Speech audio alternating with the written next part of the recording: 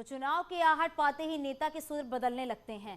5 साल पुराने स्टिंग मामले में सूत्रधार माने जाने वाले हरक सिंह रावत ने अब पूरे मामले पर यू टर्न ले लिया है। हरक सिंह ने स्टिंग पर अफसोस जताते हुए कहा है कि मुझे तो इस षड्यंत्र की जानकारी नहीं थी कि कोई मुझे बेच रहा है और कोई मुझे खरीद भी रहा है। वहीं हरीश रावत ने कहा है कि जो गलतियां लोगों ने सार्वजनिक जीवन में की है, कभी न कभी उन्हें सफाई देनी पड़ी है।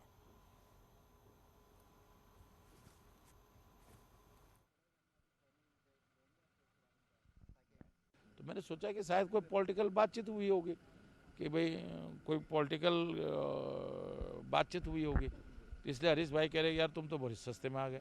मुझे थोड़ी पता कि मुझको बेचने की हरीश रावत खरीदार बना हुआ और दूसरा पत्रकार बेच रहा है। तो अब मैंने तो उस बात पे भी नाराज़गी करी कि भाई ये ठीक नहीं है और इस तरह राजनीति का स्तर ऐसा नहीं होना चाहिए। किसी न किसी पल पर तो सबको सार्वजनिक जीवन में सफाई देनी पड़ेगी। जो गलतियां लोगों ने की हैं, ऐसा नहीं है कि लोगों के मानस में वो नहीं है। किसी समय लोग कुछ निर्णय करते हैं, उसके कई कारण होते। लोगों ने हमारे खिलाफ निर्णय किया, लेकिन इन लोगों के को उस समय भले ही फायदा हो गया हो, लेकिन लंबे समय में इनको इसका घाटा उठाना पड़ेगा।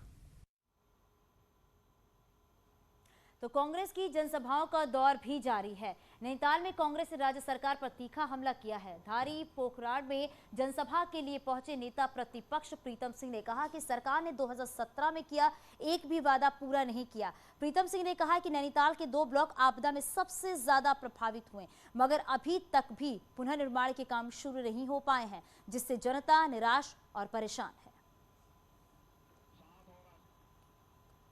ऋण माफ़ी की जब हम बात करते हैं तो किसान भी सड़क पर है, नौजवान रोजगार को लेकर के सड़क पर है। बढ़ती हुई महंगाई ने गरीब आदमी का जीना दुर्लभ कर दिया है। कोरोना की महामारी से लड़ने में सरकार पूरी तरीके से अक्षम साबित हुई है। भ्रष्टाचार पर जीरो टॉलरेंस की बात करने वाली सरकार ने अभी तक जो है लोकायुक्त नहीं लाया है।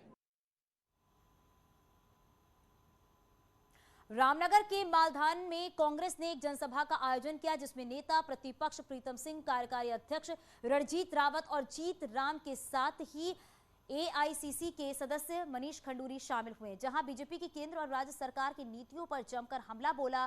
कांग्रेस ने इस दौरान बढ़ती बेरोजगारी, महंगाई और सरकार के उपक्रमों को बेचे जाने पर बीजेपी की नीतियों की कड़ी आलोचना की। ये जो जुमलेबाज बतौलेबाज सरकार है, जिसने बेरोजगारी और महंगाई को आसमान पे चढ़ा दिया है, इनकी सत्ता उखाड़ने के लिए हम कांग्रेस के एक कार्यकर्ता हर क्षेत्र में इस प्रदेश के जाकर के जन जागरण करेंगे। अगर आप याद करेंगे कि जो संविधान का निर्माण हुआ है वो कांग्रेस ने किया था, बाला साहब अम्बेडकर जी ने किया था।